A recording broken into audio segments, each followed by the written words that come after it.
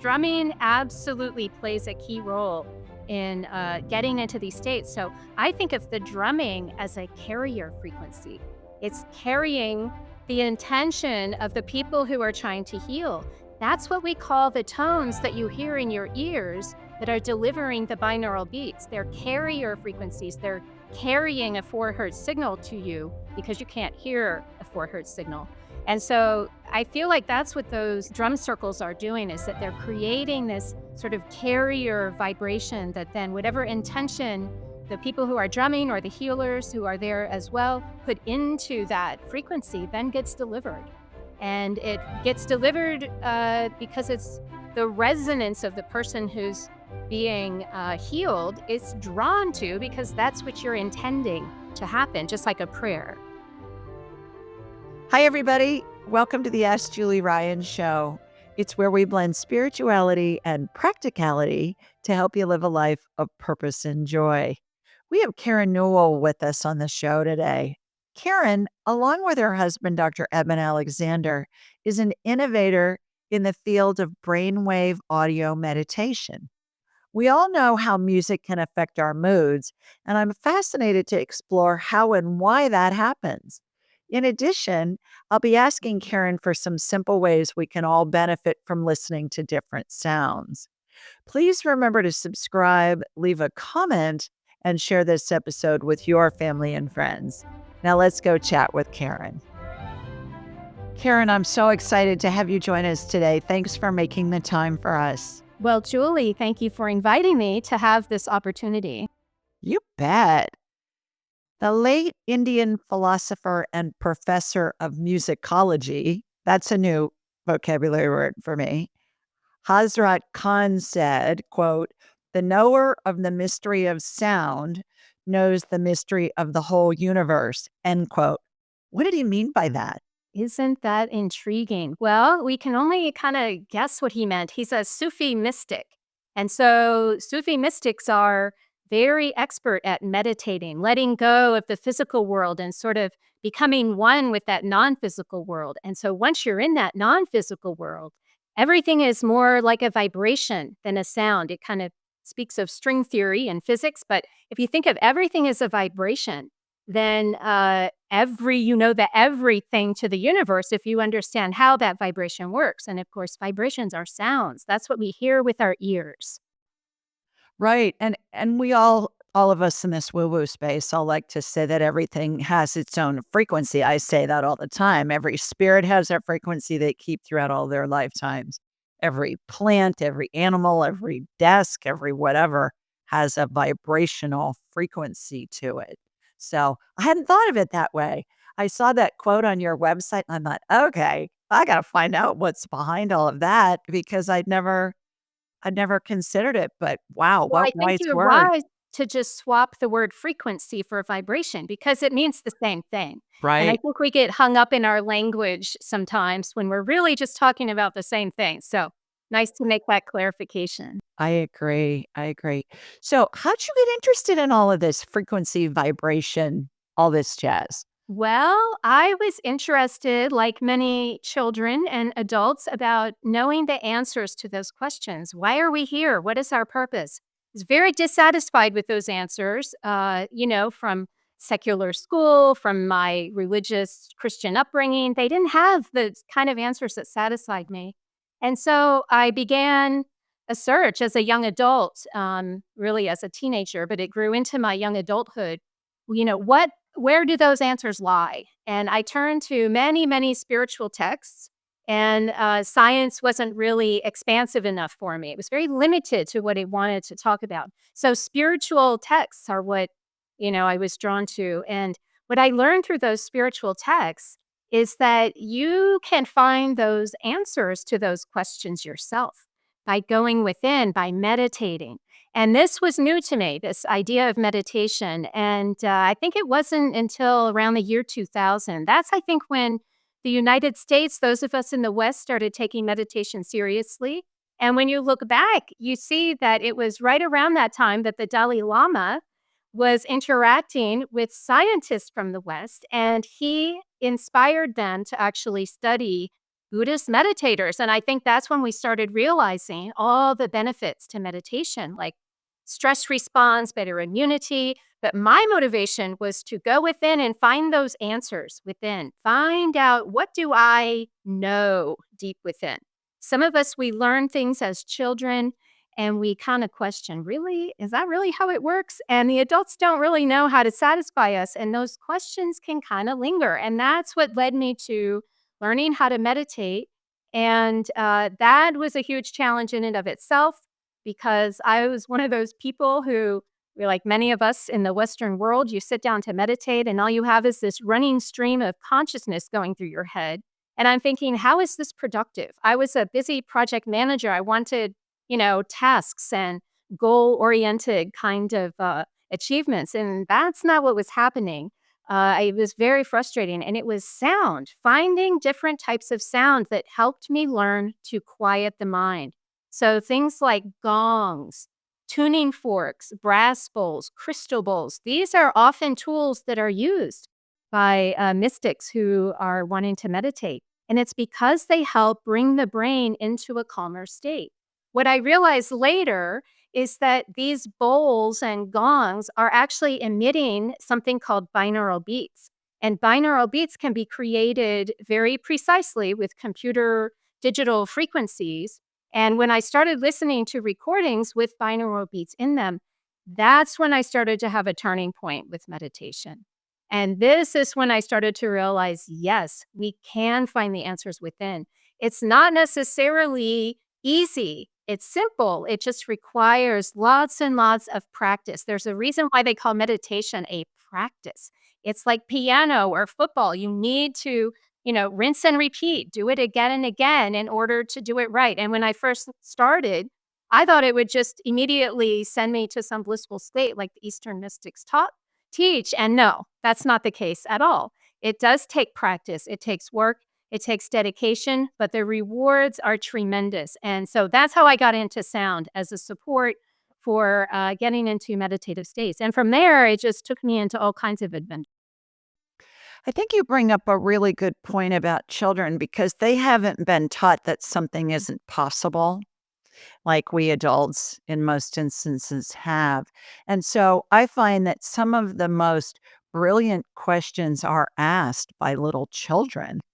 To your point of you had all those questions when you were little. I'm sure you're just as brilliant now, probably more so than you were as a child, but it's a great example, I believe, of how we need to pay attention to these little kids because they can communicate with spirit. They can see spirit. They have experiences that they haven't been taught yet aren't natural. They are natural. We all come in with the ability. And then we have an adult tell us, "Oh, honey, that's just your imagination. That's not really true." And we shut it down. And then those of us that are led on a spiritual path are trying to regain the abilities that we had in childhood that have always been there, but it's just a matter of developing and enhancing them. I completely agree with you on the practice thing. Yeah, can I just share a story about my own daughter? She's now in her 30s, but when she was a little girl, she at one point told me that she had a spirit guide, a lady. She didn't call it a spirit guide. There was a lady who was following her all the time in this beautiful green gown. And she told me about this lady who followed her around. And I had some knowledge of this, so I didn't immediately say, oh, you're just imagining that. But I kinda just, "Oh, isn't that interesting?" I didn't wanna get too excited, and I just kinda let it go, but then a couple years later, I asked her about the lady, and she said, "Oh, I haven't seen her since I told you about her." And then when I ask her about it now, she does not even remember having this conversation. And so kids forget. They forget, just like you said. She could see this lady following her around. She talked about energy balls, moving through the house. And I'm like, wow, but I didn't want to, get too excited to make it go away. But it's really hard to find that balance of taking them seriously without getting, too worked up that they think, oh my gosh, what? So Yeah. anyway. Well, and I've written 4 children's books because of that, because over the years, I've had so many mothers and grandmothers in particular say, "My child at the age of 3 was saying something similar to your daughter." How old was your daughter when she was seeing the lady? Yeah, like 4, 5, Yeah. 6. Yeah. And they have information about Grandpa Joe who comes to visit them, and Grandpa Joe was dead 20 years before this child was born, and they know Exactly. all of this information that's valid about Grandpa Joe, or they talk about past lives, Mhm. and it's mind-boggling that these little people can do this, and most of the time, they can't even read yet, and so where would they come up with it? Why would they make that up? What would the And purpose. not only do they have good questions, like you pointed out, they have good answers. Exactly. Exactly. And it's been my experience that each generation comes in more developed, more it's like they're more they're smarter, they're more developed, every one-year-old knows how to use an iPhone Yeah, better it than makes I sense. do. I have 2 grandchildren now from my daughter. One is 7, the other one is 1, and you are correct. She Yeah, knows how to swipe on an iPhone. She knows how to move around just because 'cause we're holding them and she reaches over and it's amazing. it's amazing, and I wanna think, "Okay, let me ask my favorite three-year-old how to work my iPhone because they know better than I do." My 7-year-old has to the 7-year-old grandson, he helps me with, getting around in, rooms and things, in video games, you can move around, so Yeah. Oh, I love it. It seems that music in particular has been present in every culture since the beginning of time. Do you see common patterns uh, that are showing up in most cultures, whether it be music through drums or gongs or Gregorian chants or whatever? Are you finding nuances that seem to be the same, or are there commonalities in that? I love that you're asking this. It is a little challenging to know precisely what, ancient cultures were up to because I don't have recordings of those times. But fortunately, we have research from the Princeton Engineering Anomalies Research Lab that actually looked at chambers, the hypogeum chamber in Malta, for instance. I think Newgrange, the Great Pyramid. They've measured the resonance, the frequency inside of these chambers, and they found that it's somewhere around 100 hertz, even on all these different locations around the world. Around 100 hertz is roughly what a male ohm might sound like. So if someone is going as a man, it's gonna be deep. It's gonna be somewhere around that 100 hertz. So I find it very interesting, and they did too, that these man-made chambers seem to be tuned to this particular frequency. So I just imagine men, maybe women too, sitting in this chamber making this sound and using that to go into these sort of altered states of consciousness. So that's one way that I think we can find some consistencies from cultures around the world is going back to those ancient roots. I never heard that, but that makes total sense that Yeah, they it would really be does. using it because so many of them had these ceremonial practices, if you will, that almost all of them used at least drumming. Drumming, substances, anything to kinda get you out of the physical here and now. Some people will even say those initiation ceremonies were something of an intentional near-death experience that would kind of propel you into that spiritual realm and find those answers. So those are theories. We don't know if that's what was going on, but it makes a lot of sense. It does, and the NDEs and the ayahuascas and all that other stuff that people are doing, meditation, certainly people can reach other frequencies and other dimensions with that, are all, I believe, intended to give us like a little sneak peek of these other worlds, and people get so wound up about, "No, this is only this way and this is only that way," and I think they're all the same thing. They're all intended to do the same thing. They're all intended to show us there's way more to the story than what meets our human eye and our human perspective. Would you agree with that? Absolutely. And, we can talk about these subjects all we want. I read about them for years before I really understood them by having a direct experience of what we're talking about.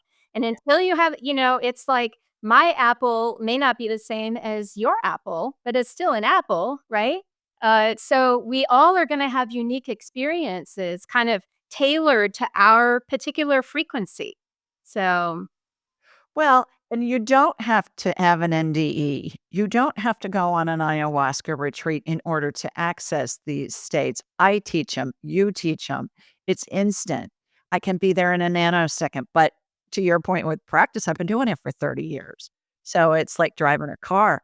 Speaking of which, that's the example I like to use a lot. You can watch a video, you can read a book, you can ride in a car with somebody, but until you're behind the wheel for many times, you don't really feel comfortable and confident in your ability to that drive. is an excellent example. I hope you don't mind if I use that one Please day, poach it. especially if you're learning to drive a stick shift, right? Because you have to I do. So I know it involves a lot more coordination and, yeah, until you actually sit down and do it, you do not get it until you do it, so I'm in my mid-60s. I still don't know how to drive a stick shift, oh, and I yeah. always think, "Okay, if there's an emergency and I need to know how to do it, I'll figure it out." But so far, I haven't Yeah, did it. I learned very young. I just happened to have a stepmother who had a cool little sports car that was a 5-speed, so that was so much fun. But back to frequency, when you say you can get into these states very easily, another useful analogy is to tune to another frequency on your radio dial. For those of us who remember radio dials, you can just you turn to a different frequency, a different number on the dial, and you're listening to completely different music. So when you can tune your consciousness to these different states, that can be your doorway into opening up into different realms. What I teach is our heads are like big satellite dishes. And whenever we want to talk with a spirit, whether it's attached to a body or not, is irrelevant because every spirit has a frequency of their own that they keep throughout all their lifetimes. So I say, think of Elvis, whether you knew him or not, that's going to tune your satellite dish head to his frequency, whether he's reincarnated many times or not, also is irrelevant because we're connecting in with his spirit and then it opens up like a two-way radio communication, and we can do that. And so I use this same analogy. I always knew you were brilliant. See, we're using the same analogies. Speak I call them universal truths exactly. because It's we all find them eventually. exactly. And I think it's fun to hear your examples and others' examples because then we meld them all together and come up with our own examples and use those. It's And called yeah, collaboration. Good. exactly. Exactly. Back to the hearing thing. Hearing is, the experts say, is the last thing to go when a person is at the end of their lives and they're dying. And I have several stories about one in particular. A friend of mine's grandmother was dying and the family was around her. And this woman had Alzheimer's and she wasn't able to communicate for many, many years. And so I was talking with her telepathically. And I said, I always ask, what do you need? Well, she wanted them to go get her red missal, like prayer book. She told us where it was. It was on in her end table next to her bed, her nightstand. It was in the drawer. She wanted them to bring it and she wanted them to sing songs out of it with her. Telepathically, she's telling me. I believe she hadn't spoken in maybe 7 years. So they all started singing Amazing Grace. She sang it with them and Oh, then passed within, I don't know, maybe an hour afterward. perfect. And back to your comment about we hear these songs from our childhood and we think, "God, I haven't heard that song in 40 years, but I know the song and I know the lyrics." And furthermore, little children, what do? We teach them their ABCs and we put it to music or we Of teach course. them, some other of the nursery rhyme songs that we all remember. So, it's fascinating to me that here's a woman with memory loss and then to your point that we remember those songs and those lyrics, She hadn't spoken in all those years, but she remembered that song and the lyrics and sang along with them. And that's what she asked for. And she was also creating a vibration, a Good point. frequency with all of you in the Good point. room. And that, from what we know about hospice studies, uh, deceased relatives who left before you are showing up to greet you before you pass. And so that song just seemed like a beautiful way to bring it all together. But I have another story. Speaking of being able to hear, there's a woman who was she was giving birth and she had an emergency and she was bleeding out on the table, and the surgeon, this was a surgeon I believe in Houston. I know it was in Texas. I think Houston. This surgeon was uh, willing to pray. She wasn't a she was religious, but she was respectful of all religions, and so she would always ask her patients if she wanted them to pray for her. They would, which is unusual in a physician. But this doctor, as her patient was lying there bleeding out basically on the table, she decided to ask the other people in the room to pray with her, the other medical professionals. So they started to pray for this woman. Well, the woman survived. She came back to this world. Her baby survived. She had another child she came back to be with. But she told this amazing story of feeling as if she had died, feeling like she was in the presence of another being, feeling this beautiful love and connection. But then she heard the prayers. She heard the prayers of the people in the room, and that's what drew her back. And so when we have someone who's dying or in a coma, or maybe they're just very sick, they're ill, they can hear you. And they may not remember that they heard you and be able to articulate it, but this woman eventually did remember what went on and mentioned it to her doctor, and her doctor confirmed, "Oh my gosh, I was praying for you." Now, who would think a surgeon would be praying for them in an Mhm. operating room? It's just not Mhm. something we would normally think. And so this woman, was able to hear the prayers, and yet her body was not available that she heard the prayers. Pretty amazing. Well, and I want to stay in that rabbit hole for a second because my book, Angelic Attendants, my first book, talks about how we're surrounded by the spirits of deceased loved ones and pets, and university based research, as you know, shows 90% of people can see their loved ones, and angels are there and all of that, and they can see that. And the research corroborates that. But furthermore, what happens in the operating room, I have a chapter in the book about that. And the spirit surgeons are over the head of the actual surgeon, the patient's guardian angels over the head of anesthesia, and there are deceased loved ones' spirits that form kind of an amphitheater in rows of horseshoe shapes at the foot of the OR table. And there is always 100% of the time, and I've done this tens of thousands of times, scanned people in the operating room, either in there on my own because 'cause I'm an inventor and former manufacturer of surgical devices throughout the world, sold throughout the world, or telepathically. There is always a correlation, Karen, about how much prayer is being said for the person and how many spirits are in the room with them to support them. 100% of the time. Interesting, because there's work by Larry Dossey studying the effects of prayer. And it does have an effect. His most interesting study was retroactive prayer, where people were praying after the person. Anyway, they were doing it afterwards, and then they would go back and see. It was just amazing that they could have an effect, even if they weren't praying at the same time. Yeah. Yeah, Well, that goes back to time doesn't exist in the spirit world. exactly. So that's why I tell people that are watching my call-in show, focus on them when if it's real time, focus on them if it's 5 years down the road, it doesn't matter. It's all the same thing. Okay, let's change directions for a second. What's brainwave entrainment technology? What is it? Brainwave entrainment technology is audio recordings that incorporate binaural beats.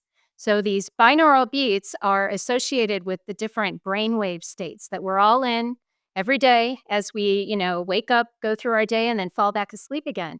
So at night, we're in the delta stage when we're sleeping. We're emitting delta frequencies of 0 to 4 hertz. Between 4 to 7 hertz is the theta state. This is what we're in when we're meditating, we're in a very deep focus, or when we're almost asleep, but not quite. It also can be called the hypnagogic state, the state between awake and asleep. Now, 7 to 12 hertz is the alpha state.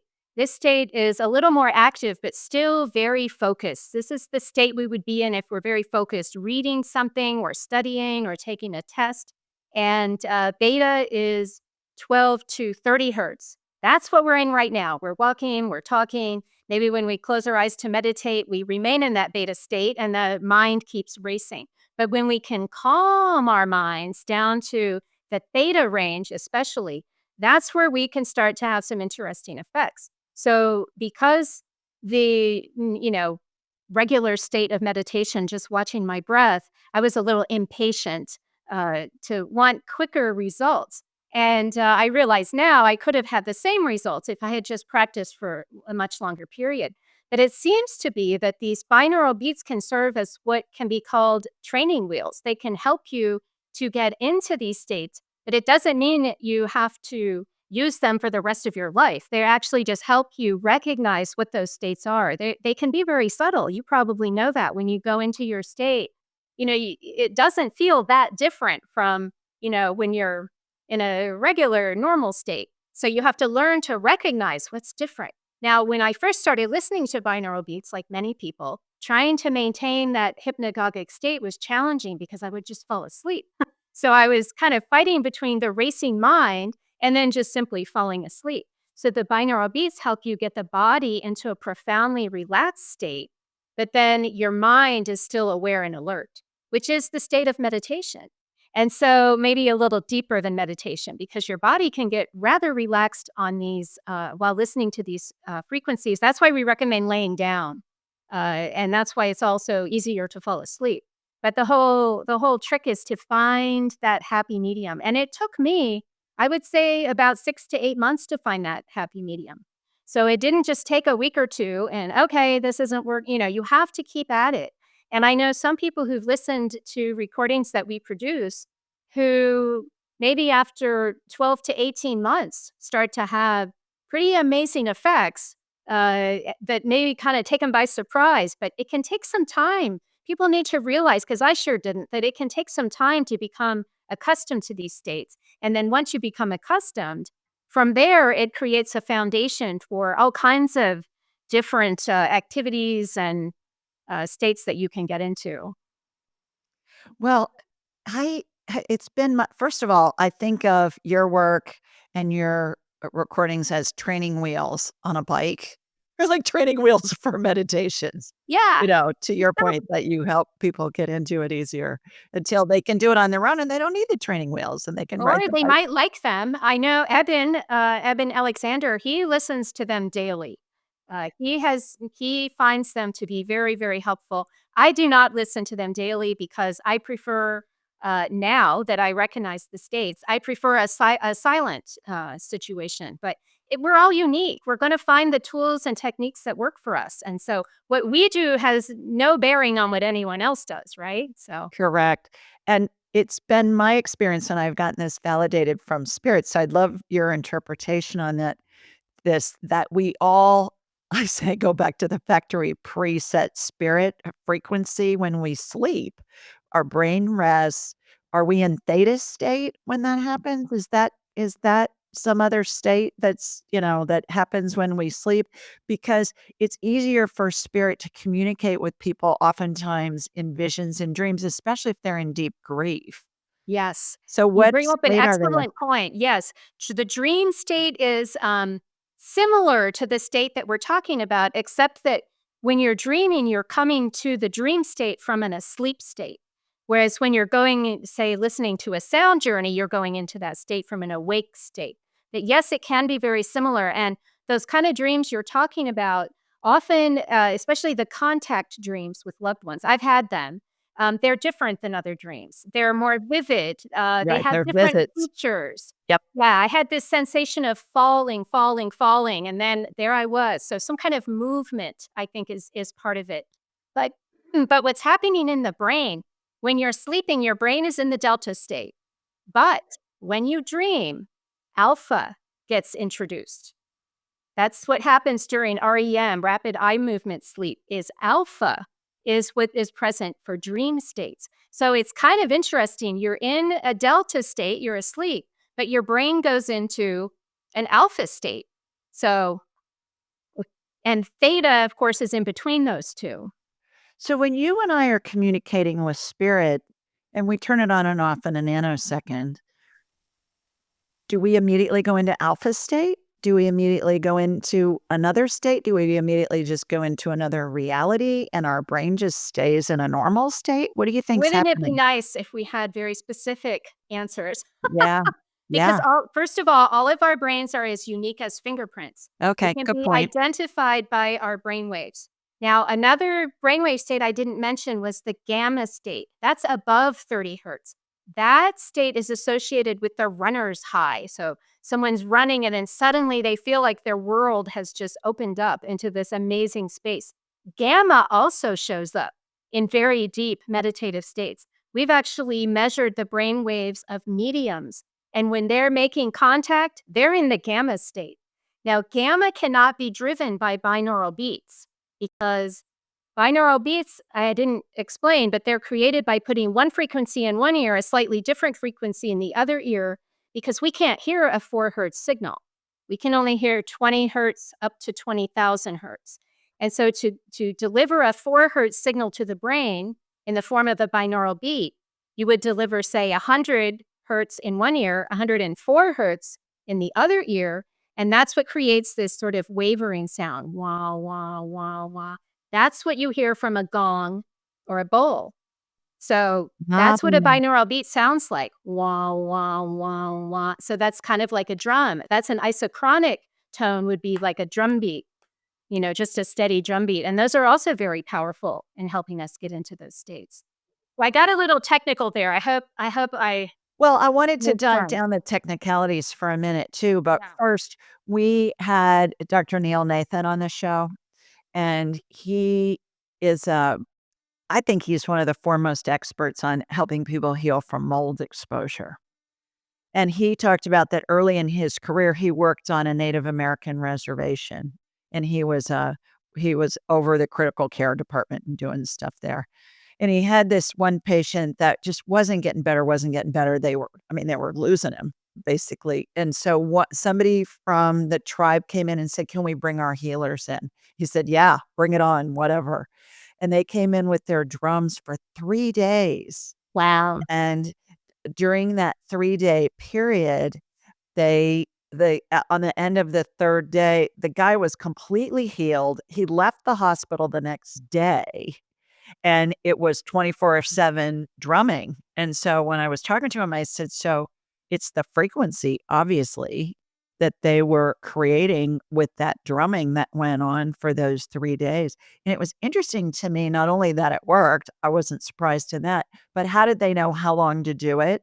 And how did they know what drum pattern to use and what kind of drums and all of that? But that stuff's so ancient. Yeah. And it works, and Yeah. it ties in, I think, with what we're discussing. I It thought that was does. And I think fascinating. I actually have a former husband who was a drummer. And so I got exposed to lots and lots of drums, not a drum set with sticks, drums you hit with your hands. So Like conga bongos and drums, stuff. Irish baron, Middle Eastern drums, I forget what they're called. So yeah, I got exposed to all of this. Drumming absolutely plays a key role in getting into these states. So I think of the drumming as a carrier frequency. It's carrying the intention of the people who are trying to heal. That's what we call the tones that you hear in your ears that are delivering the binaural beats. They're carrier frequencies. They're carrying a 4 hertz signal to you because you can't hear a 4 hertz signal. And so I feel like that's what those drum circles are doing, is that they're creating this sort of carrier vibration that then whatever intention the people who are drumming or the healers who are there as well put into that frequency then gets delivered. And it gets delivered because it's the resonance of the person who's being healed is drawn to, because that's what you're intending to happen, just like a prayer, right? Interesting. I've never heard of that or thought of it before, but that's fascinating. Which leads to the question of this is going to sound sinister, but it's in my head, so I'm going to ask it. And that is, you hear about the mind control stuff with intelligence agencies and whatever, and they program people's minds. Do they use those binaural beats and the drumming, do you think, as part of that? I wonder. Possibly, I couldn't tell you the exact technology they're You're not a using, secret agent on the but side? I no, but I do read about it like you do, and, what I heard is that the people hear a high-pitched, kind of annoying sound, kind of a like chalkboard nails on a chalkboard or something, and they're just like, "Ah," like, that's what I've heard. So sound absolutely can be used just like any other tool for good and for not so Or good. torture? Yeah, Yeah, and, I heard about back when, you know, I guess terrorists were being tortured down in Cuba, we were doing things like playing, very loud music all night long, so heavy metal music or Barney songs or whatever they chose, that would drive somebody crazy. I'd rather have Barney than heavy metal. exactly. Well, and you say Barney, and, both of us are going, "I love you, you love me," or clean up, Yeah. everybody, every day," or whatever. And of course, now it's Bluey. The Bluey song is what I Oh, hear all the time. that's So, true. yeah. Yes, exactly. Okay, let's do a little bit more of a dive into the mechanics of this. We have is it binaural and monaural beats? What's the difference? Why is it important to combine the 2? Well, I don't know that all binaural beat producers do this. This is something that our audio engineer figured out, innovated when we first started creating them. So you have binaural beats. That's where you have, for example, 100 hertz in one ear, 104 hertz in the other ear. But our audio engineer adds also a monaural beat using the same frequency. So you're always hearing both in each ear, but the volumes shift. It's very complicated. But he does this adding the monaural beats creates sort of this, holographic sense that the sound is coming from all over instead of from 2 sides. And so when we were only used to listening to the binaural beats without the monaural beats, it sounded a certain way. When he added the monaural beats in combination, that's what made everything change. Like, "Whoa, this is more intense," and it felt more like surround sound than left, right, stereo sound. And so it just created sort of a room, a space of experience that just felt more contained, I would say. But it also seemed to give greater effects to the people listening to them. So when we used to have, well, we still do, but a different set of test listeners 10 years ago. We had 10, 12 years ago, we had a whole set of listeners and we would have them listen to different recordings, and when they listened to the ones that had the monaural beats included, they would go, "Oh my god, what was that? What did you do?" And so Mhm. we knew it was having a remarkable difference. Even though it doesn't sound that remarkable, the proof is in how people respond. So, What I'm hearing, I get divine downloads during conversations, and I'll hear, like, what I heard when we were talking about the monaural that you added those was that it's in including another area of the brain. sure. So Yes. it's more of a, to your point, surround sound, Yeah. kind of an effect on it than before. Interesting. Okay. Yeah. So your partner, Dr. Alexander, who we've Yeah. had on the show, he's the Yes. one that told us about you. He said, "Oh, you gotta have Karen on." It just took us this long to get our calendars coordinated. Yeah. He talked about how when he was having his near-death experience, and it seemed like he kept going to higher and higher levels, and the music carried him to those higher and higher levels. Can you tell everybody about that and what your interpretation of what was going on is with that Yeah. experience that he had? Well, first, he was in sort of that foreboding realm, what he called the earthworm eye view, and where nothing really was happening. And it was just kind of monotonous. And it was when he heard this sound, he calls it a musical melody. And everyone wants to know, what was the melody? Tell us, what were the notes? And we tried very much, many times to get that melody out of his memory. And he just can't bring it back because he's now in his body. The filter to the spiritual realm is back in place. He can't get that music back.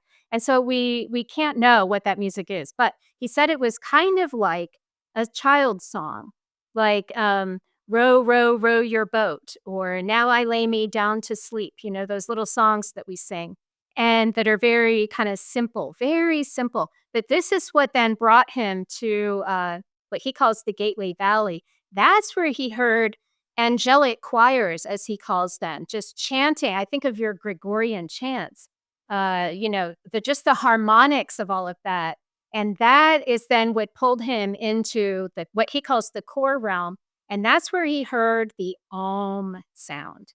What he calls the sound of all eternity and infinity is what he was hearing. And when he tried to explain what that was, he said it was a God presence. And so he called that presence Om. And so it's no surprise that the practitioners of the Hindu religion are quite enamored with this because Om is to them exactly that, the sound of God, the infinite eternal nature of the universe. And so it's interesting just to point out after his experience became known to the world, pretty much every religion, someone from every religion on earth emailed him or wrote to him to tell him that his experience validated their core religious teachings. So if that doesn't tell you about universal truths among religions, I don't know what would. But at any rate, we tried to recreate that Om sound as well. And we did. We have on our website, sacredacoustics.com, we have a free 20-minute Om recording.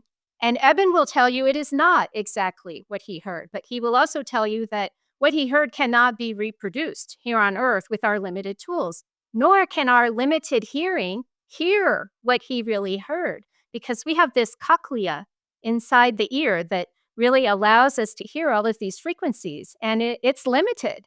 We can only hear 20 hertz to 20,000 hertz, for example. Other animals can hear much more than that. And so I like to think we're probably also missing some of the in-between sounds, some of those harmonics, like color. They also say near-death experiences, and maybe yourself when you're at the other realm, there's more colors than we could possibly imagine. And, we're limited with the light that our eyes allow us to see. When we're not in our bodies, we have exposure to much more of these vibrations, I'll call them, frequencies, because color is also frequency. Color can be matched up to sound very nicely.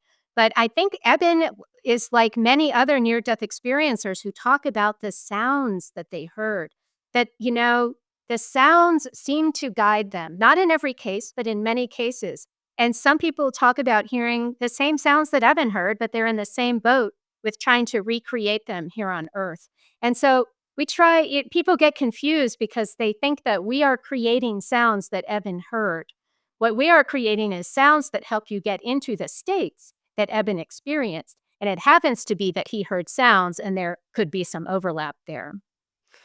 His story, just of the ones that I've heard, really involved music way more than most of the ones that I've heard, either by having a guest on the show or heard on other shows or clients who've told me about it. And his was so much a part of his experience. And I believe I asked him when he was on the show, I said, well, obviously you were being led because you got a company now that's doing this. So I believe that it was no coincidence that it was so profound for him and so profound in his memories of what he experienced, because he was supposed to bring this to the world with you. Aha, yes. And and he has all that alphabet soup after his name in the form of degrees and all those Yeah. fancy titles and stuff that Now, he's other been. people, when I mentioned other people hearing the sounds, usually they hear those Gateway Valley sounds, those chants, those angelic chants. They call it, I don't know if that's what your clients tell you, but the ones I've heard, they say that it's just this kind of continuous chant of home that makes them Mhm. feel so comforted. And Mhm. that's what they think Eben is describing, but When we he don't when know. he was telling me about it when he was a guest on the show, I was thinking of angels with harps and other instruments that maybe we don't have, that we're creating this symphony of music for him. Not instruments.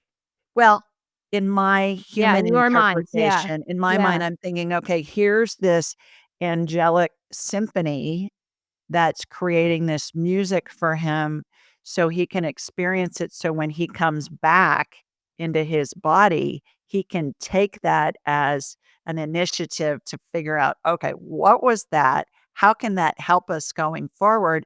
And it helped you and him found your company. Yeah, it is actually the co-founder of Sacred Acoustics is my audio engineer, Kevin Cossey. Okay. Evan is not any kind of, owner or founder, but Okay. he is the catalyst for our existence, All right. and he is the number one promoter of our work, and we list him on our website just so people understand the connection. So, Yeah. yes, he really I had met Kevin 1 year before that we together met Evan, and after we met, he was like, "You guys gotta do this." So, Yeah. you're right. He was the You're catalyst. That was the catalyst for yeah. him. I He did was, not think of it that way. It takes an outsider looking yeah. in to Yeah, yeah, yeah. to see He it wa that way. he was the catalyst for you guys really to go forward, so I know he's been instrumental in and just kind of Absolutely instrumental, yes. pushing you guys and encouraging you guys Yeah, to I would do not all of have that. made these we would not have done this if not for him. Yeah. Yeah. Have you back to different animals can hear different frequencies, we always think of the dog whistle. We Mhm. can't hear it, but the dogs can hear it miles away in some instances. Have you played your sacred music with animals around, and do you notice a difference? Because animals can see spirits, they can hear them, they can sense them. It's Yeah. really interesting, the stories that Well, I the hear all the animals are time. kinda like the people. They're a little bit unique in their response. I know that Kevin has, I don't think they are still with us, that 2 greyhounds, were by his side always, and while he was creating the tones using speakers, they were always in the room, and they were very content. I don't think they acted differently necessarily, but they were very content. Now, I had 2 dogs at the time when we were very heavily developing these things, and I was listening, on a daily basis. And I remember one dog would leave the room when I started doing this, and the other would cuddle up next to me. And so you just never know. And cats and dogs are going to behave differently too. I learned something when I did courses in healing touch for animals, and that's when I learned about tuning forks. And what we learned is that the humans can have any number of tuning forks used on them, but because we use them on horses and dogs, because they're so sensitive, we were only instructed to use 2 different tuning forks with them. One was associated with the heart chakra, and the other was associated with the throat chakra. So this made perfect sense to me, but at the time, and while they have a greater hearing range, that makes them more sensitive to the sounds we listen to, and I would be careful. I know that Healing Touch for Animals puts out their own sounds that you can play for your animals or say in an animal shelter or something like that. And they're a little bit different than binaural beats, so I can't That's a assume yeah, Yeah, thank dogs you can't for be sharing that. Yeah. and I'm not sure dogs can get a lot of wearing headphones, so I have a friend who's a pilot yeah, that's that that's has a single engine plane, and his golden retriever sits in the passenger seat, and with his he's headphones. got headphones on, and my buddy Michael is talking to the dog on the headphones, and the dog's just up there, he's looking around, it's hysterical, he sends me pictures of it, it's just hilarious. Well, maybe we'll have to make little doggy I headphones. don't know. Yeah. How about Anyway, that? headphones are important. I haven't mentioned that simply so that you get the stereo, the left right signal. Some people don't know that stereo simply means a left and right difference. Some people think it just means record player, but no, stereo definitely means left right difference in the sound. So you want that stereo effect. I wanna go into that and what people can expect when they start to listen to your music. But first, I have read I'm an inventor of surgical devices, so I'm interested in that field. And actually, I talked to Evan about this when he was on this show too, of how sound frequencies have been used in healing. And there are new devices and methodologies that are being studied to help heal cancer and other things. And certainly, lithotripsy is sound waves that have been used for 20 years or longer to break up kidney stones.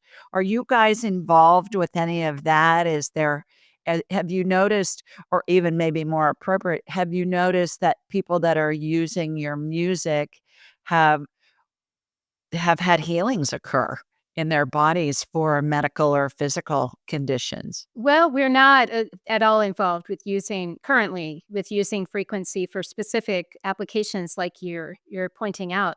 But we have had people talk about different healing effects. I bet. Um, and I would say the one that we can talk about most strongly has to do with mental health. So there was a psychiatrist in New York City, Dr. Anna Yusim, who used our sacred acoustics recordings in a pilot study. She prescribed them to her patients who were in regular therapy, and they were to listen at home according to some listening protocols that I had provided, giving them lots of flexibility on when they could listen. And after 2 weeks of listening, and in addition to their regular therapy, she had them before and after fill out a state trait anxiety inventory. And after 2 weeks, they filled out the form again, and their anxiety had reduced by 26%. Wow. That's And the significant. control group, who were just getting their regular therapy, their anxiety reduced over the same period of 7%. Wow. So that was a big difference. And so not only were they reducing anxiety, that's what she measured using a very reliable form used in psychiatric studies, that she had these reports from her patients. So one guy had been in a toxic relationship for years, and nothing she had done had helped to resolve it. He started listening to this music, and he suddenly found himself able to leave the relationship. That is pretty amazing to me, that just listening to this kind of music could help you kind of shift your frequency. I'll just use your language to be a different person. And I noticed that myself when I was doing different practices. There would be certain turning points where I would do a certain weekend retreat or something, and then, oh my gosh, I would feel different. And so I think these sounds are helping people to do a similar thing. It's not like our sound is the only thing that can do this for you by any means, but other people in her study, one was a medical student. She was able to sleep better. She then was able to study better. And then she just all around, everything was better. So somehow, for many of us, just getting good sleep makes a huge difference in our day. Now, I do know people who use them for physical healing, but I'm not as ready to give good, clear examples as more of the mental health. Some people use them to reduce pain. One guy had neuropathy, and he would listen. This is kind of unconventional, but he would listen all day long with his earbuds in on a very low volume while he went about his day. We don't recommend this, but we do encourage people to try things out. And for him, this helped reduce his awareness of the pain in his body. So we had one test listener who was very tuned in and was treating her own melanoma, her own skin cancer. And she would tell us about feeling the vibrations go right to that spot, and having that awareness. And so there's all kinds of very different stories, but I hesitate to share too many because they're all so different and unique, and we're all different. I don't want to kind of give too many kind of snake oil salesman expectations of what to expect. But the whole point is to try different techniques, find what works best for you. Don't stop if one technique doesn't work. And just so your listeners know, the same recordings used in that pilot study, the pilot study was published in February of 2020. If you recall, that was 1 month before the world kind of became aware of COVID and everything changed. So the world suddenly entered, I don't know if we've left it yet, but we entered a very high anxiety phase. And so I decided to make these same recordings available to anyone. I reduced the price of them, and I also made a free option because so many were and still are in financial distress. So anyone can go to sacredacoustics.com Look for the whole mind bundle. And the same listening protocols and recordings are available as were used in that study. Intuitively, I believe that there is a correlation because when I'm working with somebody doing an energy healing, it's a frequency being sent from spirit through me and with me to that person who's healing. And you're doing the same thing with the sacred acoustics. I believe it's all part of the healing equation. And I would just fine tune that to say the frequencies that our listeners are listening to aren't necessarily pure, but getting into that expanded state and allowing the Right. frequency you're talking about to Right. come through.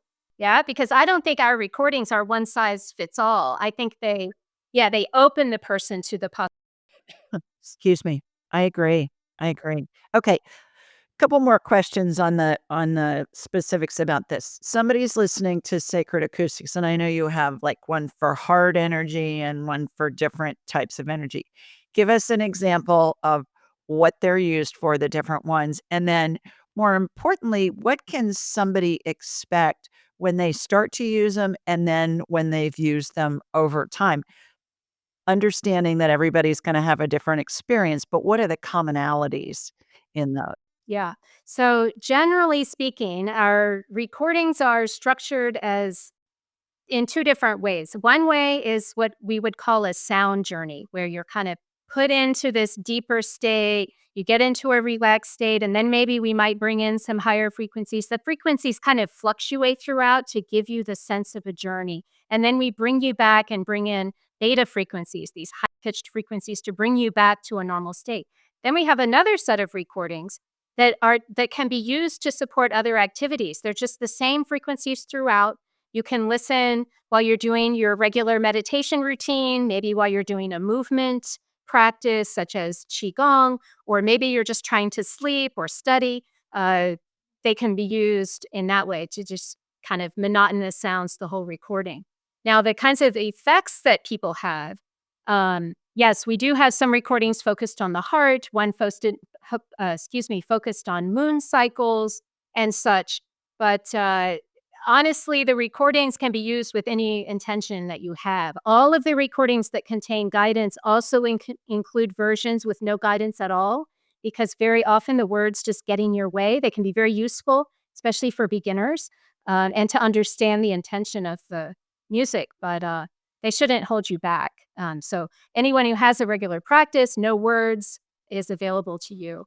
The kinds of effects that people have are vary wildly, but generally speaking, people will notice a profound relaxation of the body. They might notice that their thoughts lessen. They might notice different sensations in the body. Maybe their hands get really hot. They might feel a little pain suddenly in their left toe. These are just as your body is getting relaxed, these are just ways of your body kind of bringing attention to itself. But then as you kind of lose your awareness of the body and move into sort of a more mind awareness, you might have more imagery than usual. People who are regular meditators and don't see anything might find themselves seeing things or even just colors that they haven't seen before. Seeing colors is very common. And I feel like in my experience, when I see many people see the color purple or this deep kind of cobalt blue, I know I now know when I reach that state, I know that I'm at the foundational state, that now I'm at the state where I can now use my intention to find an answer to a question, to ask for guidance, to ask, anything, whatever it is, ask for support. Um, and as you move along, you might find that you're starting to get interaction with spirit guides. Some people, oh my gosh, it was Eben who went on Dr. Oz, the Dr. Oz show when it was still on. They were very interested in doing a demonstration for their audience, and he wanted to do a demonstration of binaural beats. And so Kevin and I were behind the scenes. We actually, before the episode was recorded the same morning, they provided a volunteer to us, and I gave her some binaural beats. We measured her brain waves as she was listening, and then I talked to her afterwards. And what she said to me, and then we reenacted that for the audience. But what she said to me was, "Oh my gosh, I'm a meditator, and when I meditate, I'm always talking to my mother who died, and this is the first time she talked back." Wow. Yeah, That was pretty amazing, that's and that was amazing. the first time she had listened. So, that's what I mean by contact or, kind of people might start showing up. This kind of thing frightens some people. You may be aware of that, and if that's the case, you're very likely not gonna get to the place where you're open to that possibility anyway. So, just find what works for you. If you only wanna, reduce some anxiety and get some better sleep, just start there. But from there, people have had out of body experiences. They've been able to have better dream recall. They're able to induce lucid dreams more easily. There's just all kinds of spiritual adventures you can find yourself on if you wish. And if you don't, then you can be content with whatever it is that your spirit needs in that moment. No drugs needed. No jugs needed. No drugs needed. In That's why I fact, said, learn woo-woo, no drugs needed, right? we were giving a workshop in Costa Rica some years ago, and that's one of the women, they would lay on mats and we would play the music over speakers, set up, on either side of the room for that stereo Yeah, connection. But I remember one of them, she kind of came up for me. She was like, "Is this legal?" So that was funny. But yeah, we have yeah, that effect too. People say, "Oh my gosh, this is better than any of that." So right. If somebody wanted to think about utilizing the sacred acoustics, what kind of a commitment is it from a time standpoint? Is it, okay, you've gotta budget a half an hour or an hour a day, or you gotta do it twice a week or 5 times a week, or what do you recommend for that? we recommend working it into your schedule, right? There's no pressure, but to get the best effects, daily listening is highly recommended. And kind of pick the same time each day, whether it's right when you get up in the morning, maybe sometime in the middle of the day when you need a little break. You could also do it before you fall asleep, but generally speaking, that's when you're getting ready to fall asleep. So you're not going to have, if that's your goal, then that's great. But to have the more richer experiences, you don't want to be tired. And so morning or afternoon is likely the best. We follow the transcendental meditation recommendation that 20 minutes is what's needed to have effects. Some people I know are like, "Don't you have a 5-minute recording?" I'm like, "Oh, come on. How you barely get there." And 20 minutes for me is very short. We actually would do them for 45 minutes in all of our testing early on. We had to make them shorter. We made them all 39 minutes so that we could fit a guided version and an unguided version both on the same CD. So that's what drove that. But yeah, most of our recordings are 39 minutes long. Some are longer and some are 20 minutes. So the Whole Mind Bundle includes 20-minute recordings and 60-minute recordings. And the free Om recording is also 20 minutes. So 20 minutes a day is highly recommended to get the most beneficial results, longer if you can. As an aside, the 39-minute ones, 3 plus 9 is 12, 1 plus 2 is 3. That's the number for divine perfection in the Bible. Okay, then I Yeah. should tell you that my birthday is December 3rd, 1963, and I was born at 11:33 p.m., and I was born at 111, longitude and 33 latitude. There you go. See, we knew you And were Eben special. is Eben Alexander III. So 3, divine perfection is a big number, and you're like, all those numbers you threw out at me, that's advanced math, Karen. Well, I and can't do all those he in was my born head. on December 11th, just lots of 11s and 3s. Yeah, Yeah, I love tons of it. 11s and 3s. Isn't that fun? Yeah. Yeah. Last question, why do we incarnate? Oh, we incarnate because we are driven to fulfill some purpose that we may not be fully aware of while we're here. But that purpose is what unfolds as we live our lives. And that purpose is what got us here in the first place. We were driven to get into that body for some reason, even if we don't know fully what it is. Great answer. You are extraordinary, my girl. You are every bit as delightful as you are brilliant. Oh, And I am so grateful that you're doing this work and getting this information out to the masses. I will do everything I can to help to promote this for you. That's why I've been so excited to have you on the show because I believe the work that you're doing is so, so important. And it's the thing that I love about it is it's ancient and it's advanced at the same time.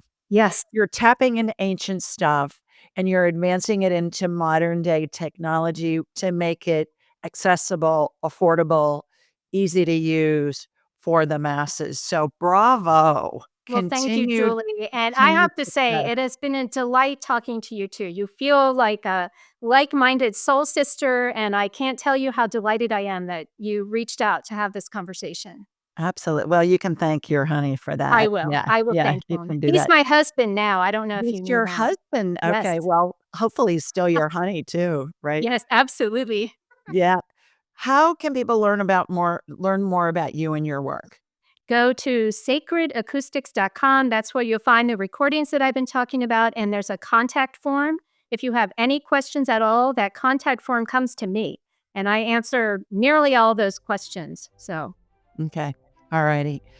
All right, everybody. That we've given you lots to think about here and lots to explore. We'll have all those in the show notes, all those addresses and everything. In the meantime, sending you lots of love from Sweet Home, Alabama. Mwah!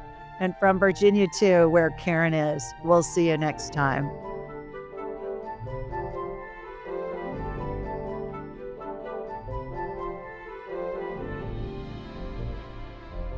To enhance your spiritual journey, click on one of the videos below and remember to subscribe, leave a comment, and share with your family and friends.